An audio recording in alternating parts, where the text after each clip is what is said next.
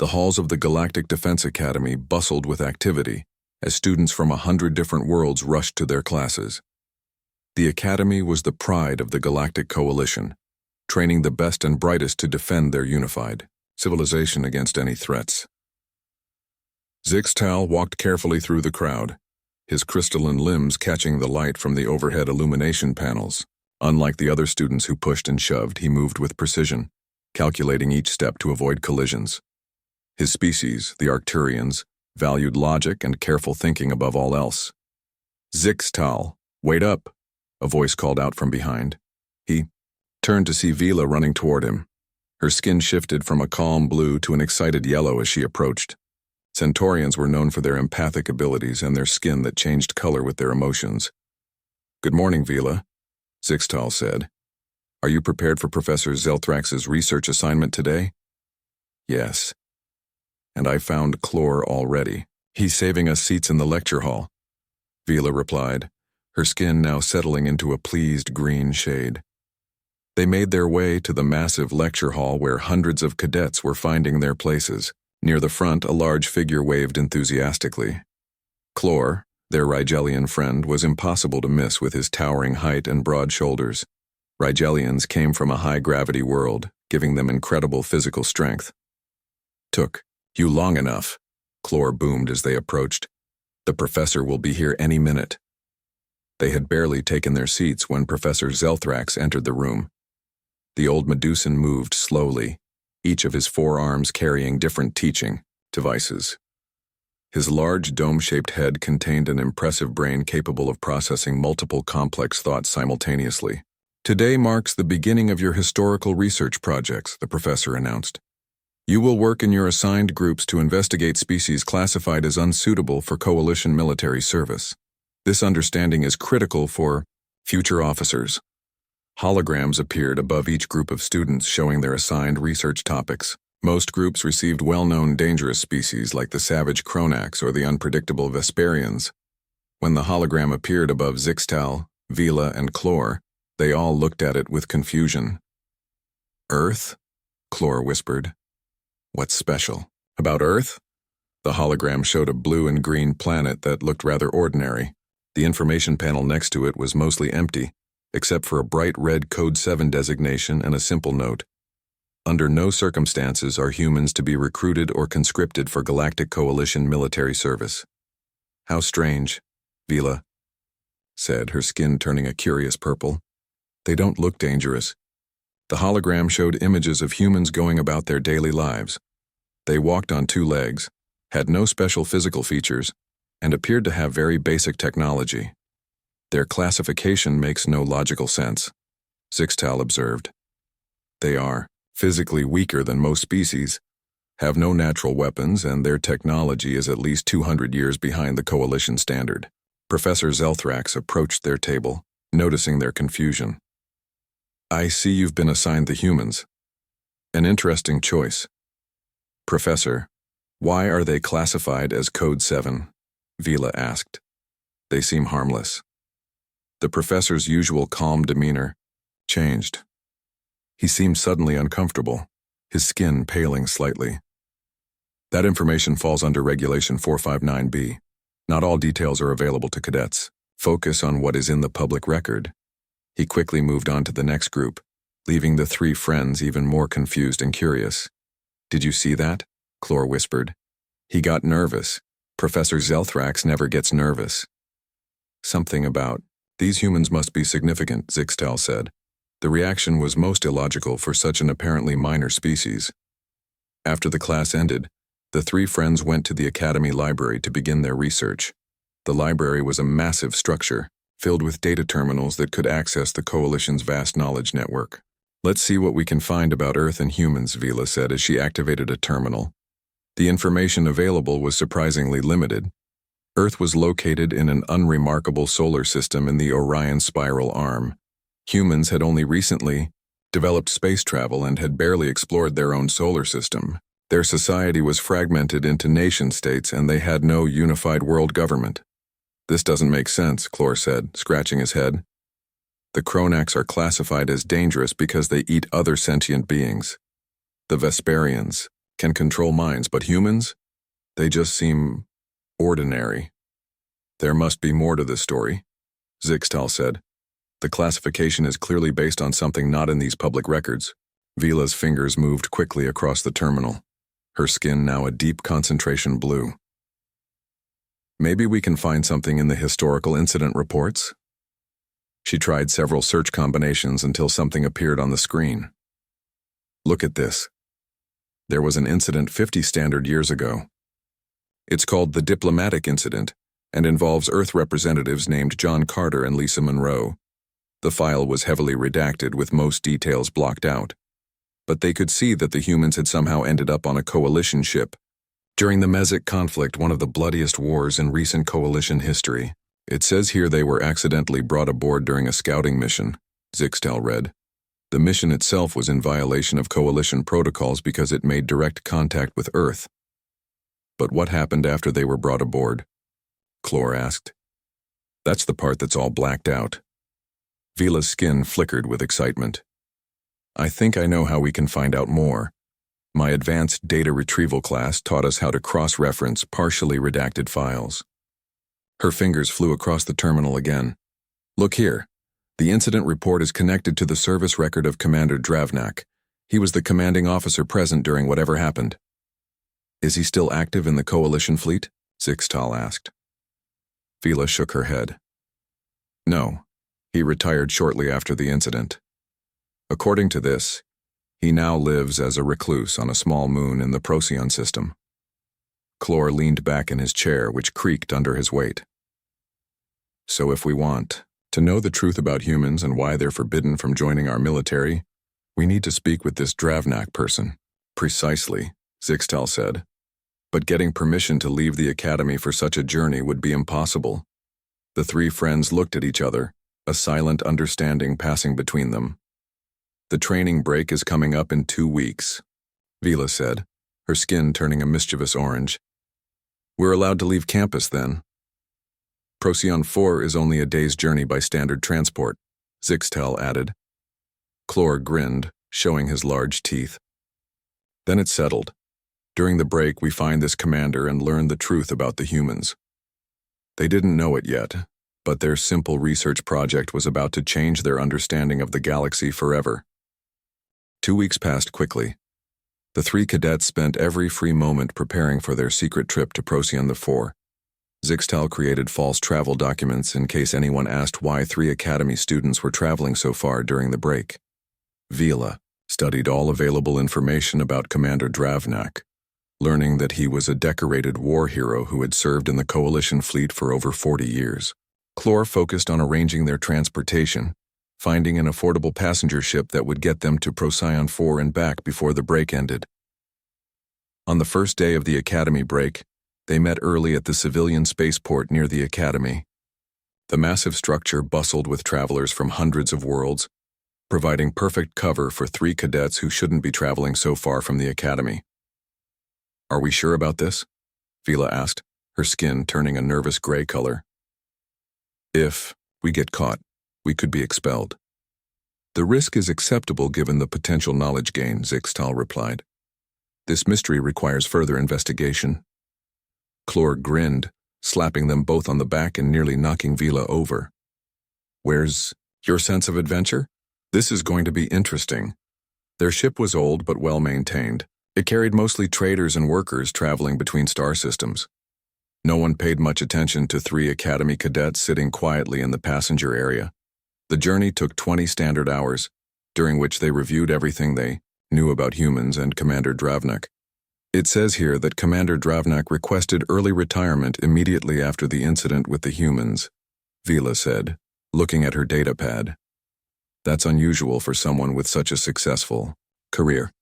Perhaps what happened affected him deeply, Zixtal suggested.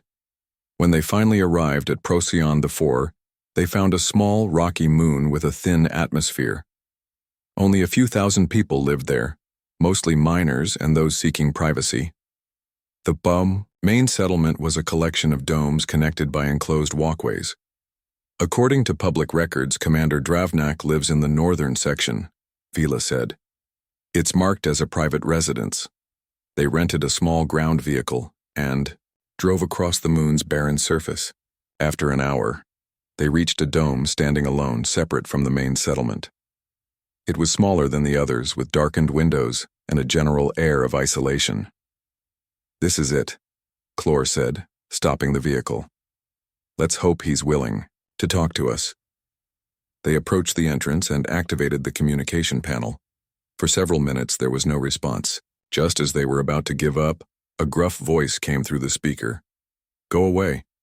I don't want visitors." "Commander Dravnak," Zixtal said politely, "we are cadets from the Galactic Defense Academy. We are conducting research on the human species and their classification. Your expertise would be invaluable." A harsh laugh came through the speaker. "Humans. They sent cadets to ask about humans. The Academy must be getting desperate." There was a long pause, then the voice continued. "Fine. You've come all this way. Might as well hear what you have to say." The door slid open with a hiss. Inside they found a dimly lit living space filled with old military memorabilia. Commander Dravnak was a Severan, a species known for their tough exoskeletons and long lifespans. His once blue exoskeleton had faded to a pale gray, and deep cracks showed where he had been wounded in battle. Two of his forearms were slightly withered, showing signs of old injuries. "Sit down if you want," he said, gesturing to a collection of mismatched chairs, "though I don't know why the Academy would send cadets to bother an old soldier about ancient history." "We chose to research humans for our historical project," Vila explained, her skin turning a respectful deep blue. "But we found very little information. Only that they're classified as Code 7 and forbidden from joining coalition forces." The commander's compound eyes studied them intently. "And you decided to travel all this way during your break to ask me about it? Either you're very dedicated students or very foolish ones." "Perhaps both," Zixtal admitted. "But the classification seems illogical given what we know about human physiology and technology. We hoped you could provide clarity." Commander Dravnak was silent for a long moment. Then he moved to a cabinet and pulled out a bottle containing a purple liquid. He poured himself a drink with one of his good arms. "So you want to know about the humans, do you?" he finally said, his voice quieter now. "Sit down, younglings. This is quite a tale." The three cadets exchanged excited glances as they took their seats. "It was 50 years ago," the commander began. "During the worst part of the Medzik conflict. Those were dark times. The Medzik had destroyed 3 coalition worlds already, and we were struggling to contain their advance."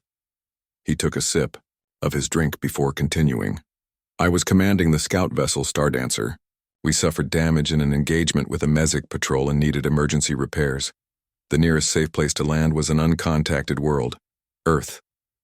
"You violated first contact protocols?" Vila asked, surprised. "It was that or die," Dravnak replied sharply. "We landed in a remote area, made our repairs, and were preparing to leave when we discovered we had passengers. 2 humans had somehow gotten aboard while we were distracted with repairs." "John Carter and Lisa Monroe," Zixtal said. The commander looked surprised. "Yes. How did you know their names?" "They were mentioned in a partially redacted file," Vila explained.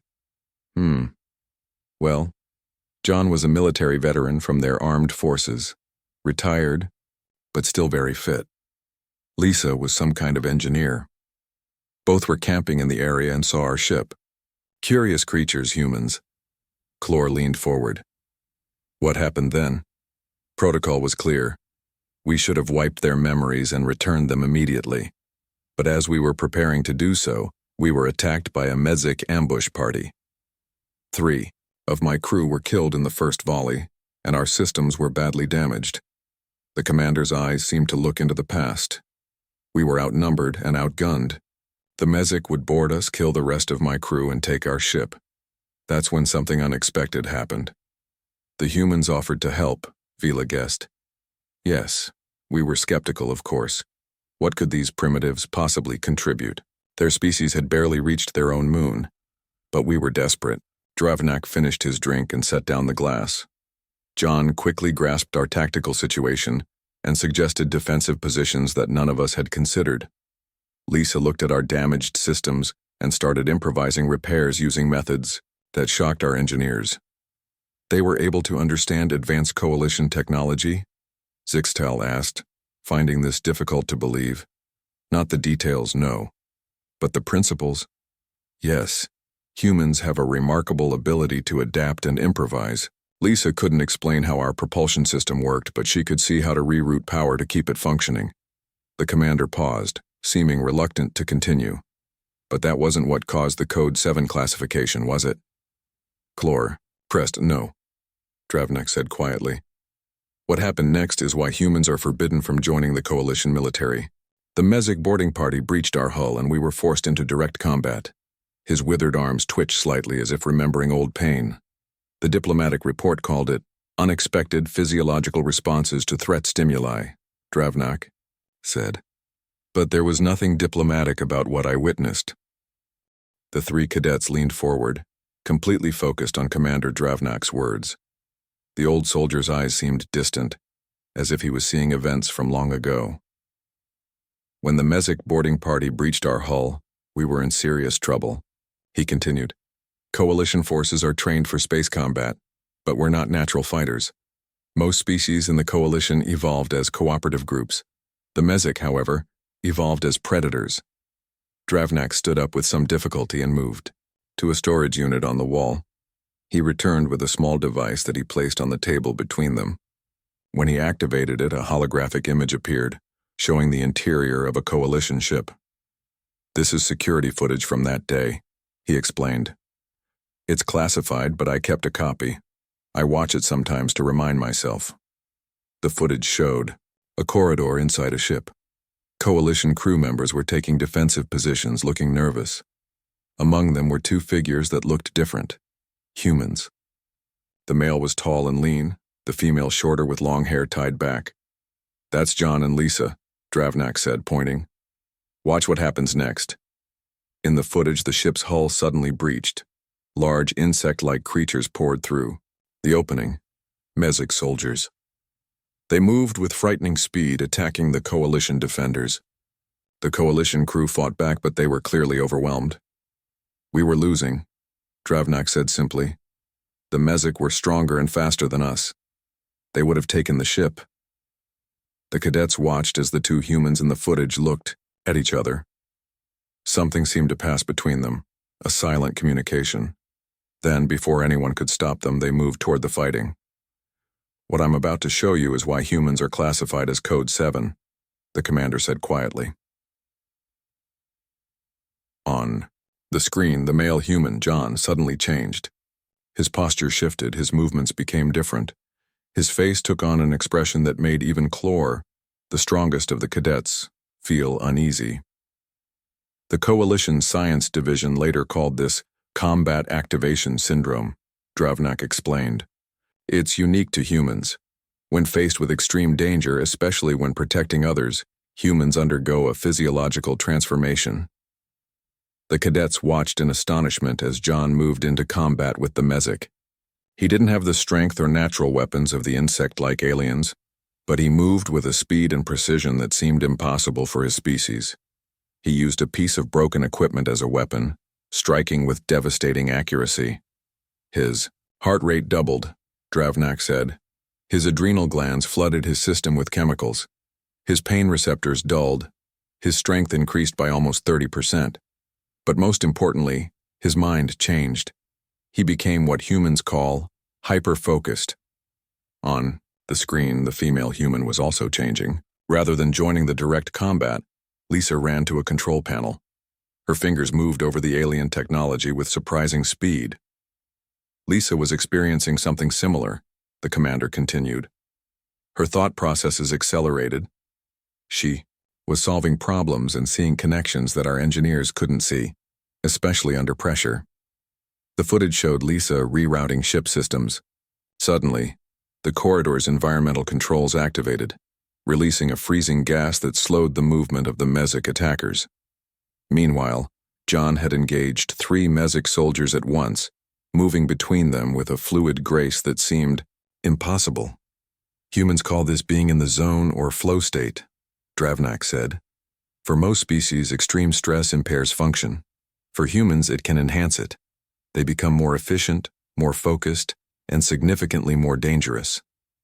The footage continued, showing the humans helping the coalition crew push back the Mesic boarding party. John had taken a wound to his arm but continued fighting as if he didn't notice. Lisa had converted the ship's internal communication system into a sonic weapon that disoriented the Mesic. "We survived that day because of them," Dravnak said, simply. "They saved the ship and the remaining crew." He turned off the hologram and the room fell into silence. "But if they helped save everyone, why are humans forbidden from joining the coalition?" Vila asked, her skin a confused yellow-green. "Because of what happened after," the commander replied.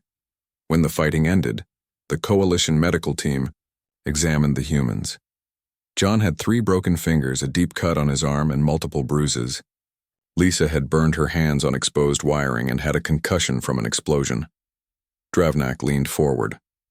When asked about their injuries, they both said the same thing.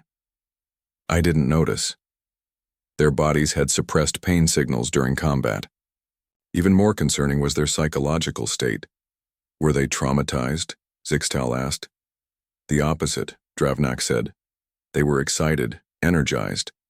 John described the experience as being fully alive. Lisa said she never felt clearer than when she was solving problems under fire.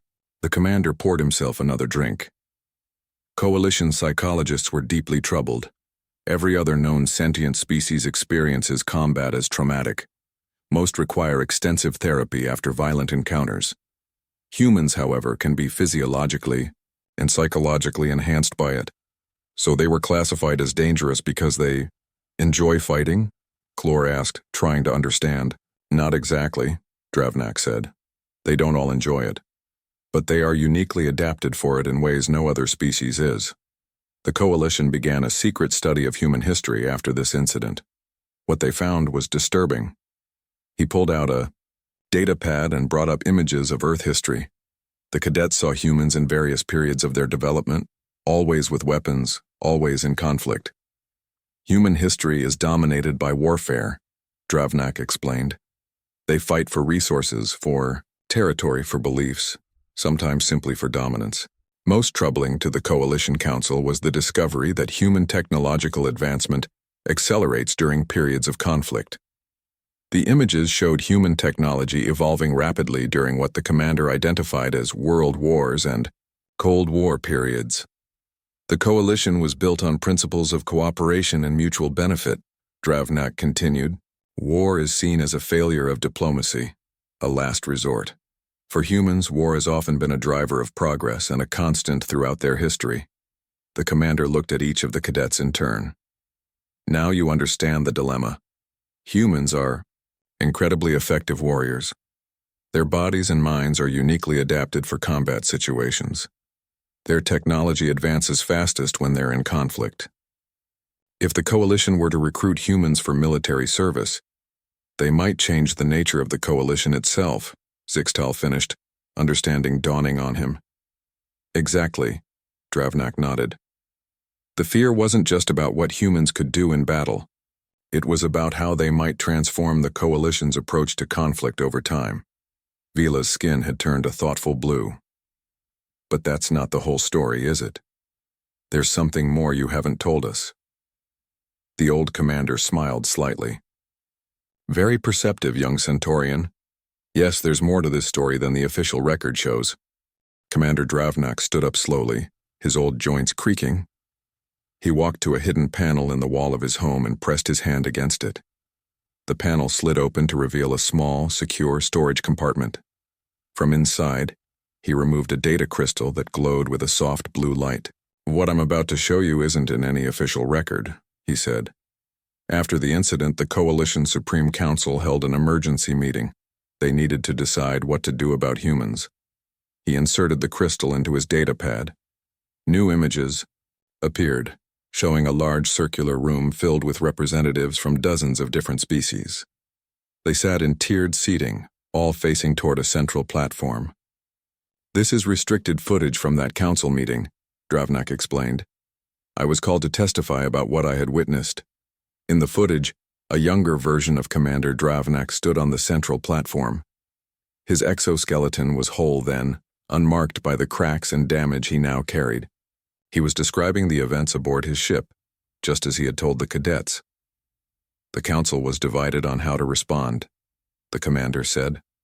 Some saw the potential benefits of human involvement in coalition defense. Others were deeply concerned. The footage showed various council members speaking. A tall, tree-like being rose from its seat. That's High Minister Zulnar of the Tracine, Dravnak pointed out. The Tracine are among the oldest species in the coalition. In the footage, Zulnar spoke in a deep, resonant voice. We cannot ignore the human capacity for violence. Throughout our history, the coalition has encountered many warrior species. But humans are different in one crucial aspect. When most species face certain defeat, they retreat to fight another day. Humans, however, often become more dangerous when facing defeat. Another council member stood, a small floating being surrounded by a shimmering field. Science Director Plex of the Anurans, Dravnak identified. They specialize in xenobiology. The science director's voice was high and musical. Our preliminary study of human history reveals something unique. When faced with overwhelming odds, humans often refuse to surrender even when it would be logical to do so. They have a concept they call fighting to the last man. This behavior defies standard military doctrine, which relies on an enemy's self-preservation instinct. The footage continued, showing more council members expressing their concerns. One brought up human history, displaying images of Earth wars through the ages.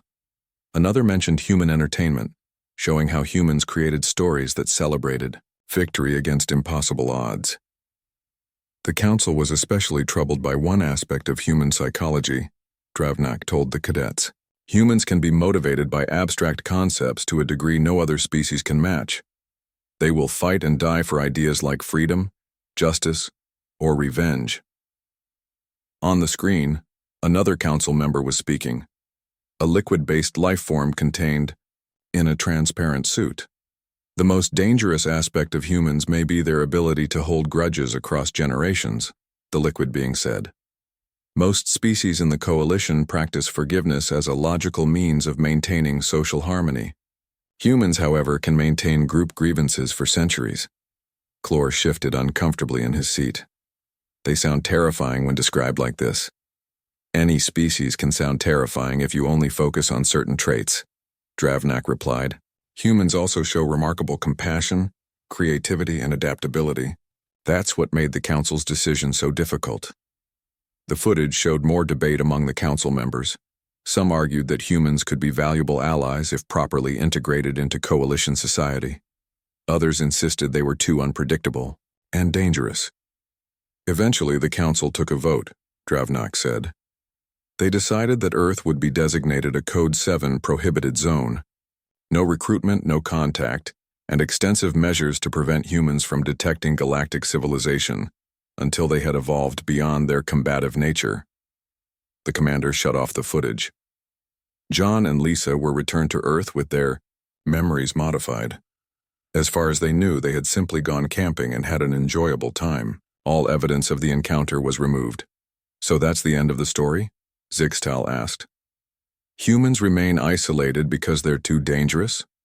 Dravnak smiled slightly. No, young Arcturian. That's just the official story. The truth is more complicated. He reactivated his datapad, showing new images. The cadets were surprised to see pictures of humans working alongside coalition members in what looked like laboratories and engineering facilities. What is this? Vila asked, her skin turning a confused purple. After the official quarantine was established, a secret initiative called Project Sentinel was created, Dravnak explained. The coalition recognized that while humans might be too dangerous to join our military forces, their unique perspectives could still be valuable. The images showed more humans in various settings, working with coalition technology, studying star charts, examining defense systems. John and Lisa weren't returned immediately, the commander continued. They spent 6 months aboard coalition vessels consulting on security vulnerabilities. Their insights led to major improvements in our defensive systems. But that violates the Code 7 classification, Zixtal pointed out. Officially, yes, Dravnak agreed. But the coalition leadership understood something important. Humans see weaknesses that we cannot see. They think differently. They actively look for ways to break systems, a concept most coalition species find disturbing, but that proves invaluable for security. He showed them more images of other humans working with coalition members in later years. Since then, a small number of humans have been secretly brought into the coalition as consultants. They believe they're working for private technology companies or think tanks on Earth. Their contributions have helped strengthen our defenses in ways we couldn't have achieved otherwise. Vila looked troubled, her skin shifting to an uncertain green. Isn't that deceptive? Using them while officially shunning their entire species? It is, Dravnak admitted. Many in Project Sentinel, myself included, have argued that we should establish open relations with Earth. But the Council remains convinced that full integration of humans would fundamentally change the nature of the coalition. The commander leaned forward, his voice lowering. And recent events suggest they might be right to be cautious. There are rumors of movement at the edges of known space. The long-range scout ships have detected unusual energy signatures. What kind of signatures? Clor asked. The kind associated with the Vrexian horde, Dravnak said grimly. The three cadets exchanged alarmed looks. The Vrexian horde was a semi-mythical threat from the early days of the coalition, a species so aggressive and expansionist that they had nearly destroyed the fledgling alliance before mysteriously disappearing centuries ago. The Vrexians aren't real, Zixtal said. They're just stories used to teach cadets about cooperation. I assure you they were very real, Dravnak replied. And if they have returned, the coalition may face its greatest challenge yet. A heavy silence filled the room after Commander Dravnak's words about the Vrexian horde. The three cadets looked at each other, trying to process everything they had learned. If the Vrexians are returning, why hasn't the Academy informed the cadets? Zixtal finally asked. We should be preparing. Because it's not confirmed yet, Dravnak replied, and the Coalition Council doesn't want to create panic. The memories of the First Vrexian War still haunt the older species. The commander pulled up more images on his datapad. These showed strange ships with sharp, angular designs unlike anything in the Coalition fleet. These images were captured by deep space probes 3 months ago, he explained. The energy signatures match old records of Vrexian technology. They're still at the edge of the galaxy, but they're moving inward. And what does this have to do with humans? Vila asked, her skin now a worried blue. Dravnak smiled grimly. Everything. The coalition military has grown comfortable after centuries of relative peace. Most conflicts have been small border disputes or pirate activities. But the Vrexians are something else entirely. They don't negotiate. They don't retreat. They simply conquer and consume. They sound a lot like how you described humans, Clor observed. Yes and no, the commander said. Vrexians are hive-minded and relentless. Humans are individualistic and adaptable, and that's why some of us believe humans might be our best hope if the Vrexians truly have returned. He showed them another image, this time of a human man. He appeared to be in his mid-30s with short brown hair and a serious expression. This is Gregory Walsh, Dravnak said.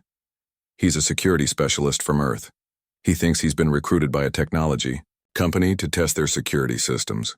In reality, he's our newest Project Sentinel consultant, and he's being brought to a coalition research station next month. The commander's expression grew more serious. His assignment is to examine our current defense strategies and find weaknesses, specifically, to think like an enemy who doesn't follow conventional military logic.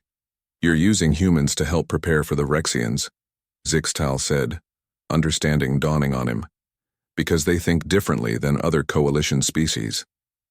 Exactly, Dravnak nodded, and that's where you three come in. The cadets looked at each other in confusion. Us? Vila asked, her skin flickering with surprise. Project Sentinel is aging, the commander explained. Many of the original members, like myself, are near the end of their careers. We need new perspectives, New caretakers who understand both the dangers and benefits of limited human contact. He leaned forward, looking at each cadet in turn. Your research professor Zelthrax identified you three as potential candidates for Project Sentinel based on your psychological profiles. Each of you possesses the rare combination of curiosity, discretion, and moral flexibility required for such sensitive work. Professor Zelthrax knows about this? Clor asked in surprise. He was one of the science officers who studied John and Lisa after the incident, Dravnak confirmed. He's been with Project Sentinel from the beginning. The cadets were silent, absorbing this revelation. So our research assignment wasn't random, Zixtal said slowly. And you were expecting us to visit you? Yes, the commander admitted. Though I didn't make it easy for you. We needed to see if you had the determination to pursue difficult questions. What exactly are you asking us to do? Vila inquired, her skin shifting to a cautious orange. For now, nothing but listen and learn, Dravnak replied. Complete your academy training, but know that when you graduate, there will be a place for you in Project Sentinel if you choose to accept it. He showed them more images of the suspected Vrexian ships. The threat is growing. The Coalition will need every advantage if the Vrexians return in force. Humans may be that advantage, not as soldiers, but as advisors who see weaknesses and opportunities that we cannot. But deception is involved, Zixtal pointed out. These humans don't know they're working for the Coalition. That's the difficult ethical balance we maintain, Dravnak acknowledged. Full disclosure would violate the Code 7 prohibition. Limited information allows us to benefit from human insight while protecting both them and the Coalition from the consequences of broader interaction. The commander shut off his datapad and looked at the three young cadets. The question now is whether you want to know more, or whether you'll walk away and file a sanitized version of the human prohibition for your research project. Once you cross this line, your careers and lives will never be the same. The three friends looked at each other, having a silent conversation. Zixtal's logical mind was working through the implications. Vila's empathic nature was considering the ethical dimensions. Clor's straightforward personality was weighing the potential adventure against the risks.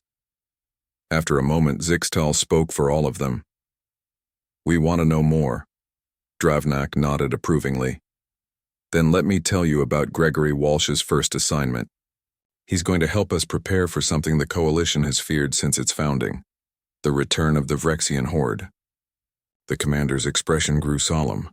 Because this time, we may need some of that human tenacity to survive what's coming. The three cadets listened intently as Dravnak detailed the plans for integrating Gregory Walsh into the Coalition's defense preparations.